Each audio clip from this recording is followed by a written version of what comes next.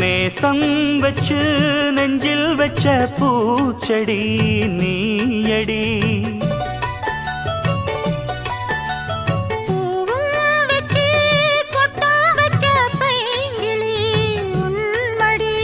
பாசம் வச்சு பாடும் பாட்டை கேளடி என் கண்மணி. உள்ளம் என்னும் வீட்டிலே ஒட்டி வச்ச ஓவியம், எண்ணம் என்னும் ஏட்டிலே அச்சடிச்ச காவியம். மனசுக்குள் கோயில் கட்டி மகராசி ஒன்ன வச்சு பொழுதானா பூச பண்ணி வாழுறேன்.